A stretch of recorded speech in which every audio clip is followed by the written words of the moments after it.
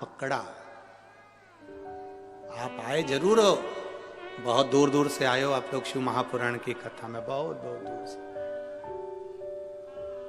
अपना दरवाजा छोड़कर, अपना घर छोड़कर, बठिंडा वालों याद रखना, आप अपना घर छोड़कर, अपना दरवाजा छोड़कर शंकर की कथा तक पहुंचे हो, वो कैलाश छोड़कर तेरी दुख की घड़ी में तेरे दरवाजे पहुंचेगा।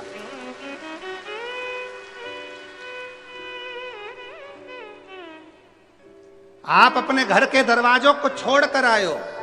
श्रीमद् भागवत में भी भगवान कृष्ण रुक्मणी जी से कहते हैं, रुक्मणी जी से जाकर कह दो ब्राह्मण देवता रुक्मणी श्रृंगार करके जगदम्बा के मंदिर पहुंच जाए, मैं उसे लेने पहुंच जाऊंगा।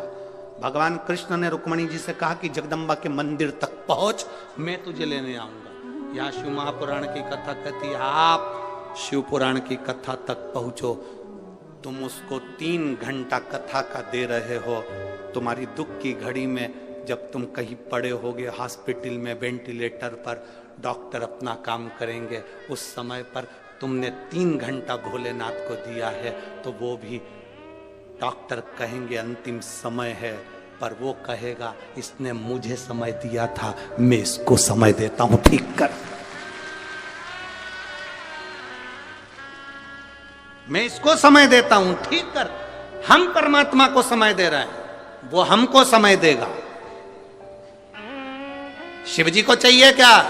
शंकर भगवान को तुम्हारा अंबर नहीं, पीतांबर नहीं, धन नहीं, दौलत नहीं, कोई सत्ता वैभव नहीं। शंकर भगवान को तुम्हारा वैभव नहीं चाहिए।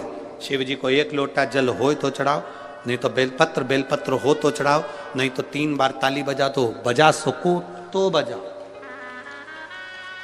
आखिर शिव मंदिर में 3 बार ताली क्यों बजाई जाती है? ताली का इतना महत्व क्यों है? क्यों ताली बजाई जाती है? उसका महत्व क्यों है? शिव मंदिर में भगवान भोलेनाथ भी जब पार्वती जी को कथा सुनाए तो ताली का नाद और डमरू का नाद करा था। हम कोई वाद्य यंत्र नहीं, रोग की मुक्ति के लिए ताली का नाद होता है। किसी डॉक्टर जी से जाकर पूछना, कभी कोई किन्नर डॉक्टर के पास इलाज करवाने पहुंचा कि आज तक? किसी डॉक्टर से पूछना, किसी प्रदेश में, किसी देश में, किसी गांव में कोई किन्नर डॉक्टर के पास कभी इलाज करवाने गया? सर्दी हो गई, जुकाम हो गया, पेट दुख गया, कंधा दुख गया, हाथ दुख गए, पांव दुख गए, कभी कोई किन्नर गया? नहीं, क्योंकि उनकी एक दवा है, जो हाथ की जो ताली बजाते हैं उससे सारे रोगों की मुक्ति हो जाती है। ताली का नाद केवल शिव की कथा, शंकर भगवान के मंदिर में 3 बार ताली का महत्व है। शिव के मंदिर में जब हम 3 बार ताली बजाते हैं, हमारे ताप, हमारे दुख, हमारे कष्ट सब मिट जाते हैं। शिव कह रहे हैं अगर ताली भी नहीं बजा सकते तो मंदिर के शिखर का दर्शन, शिखर दर्शनम सर्व पाप नाशनम, शिखर का दर्शन ही कर लिया तो सुख मिल जाता है। स्वयं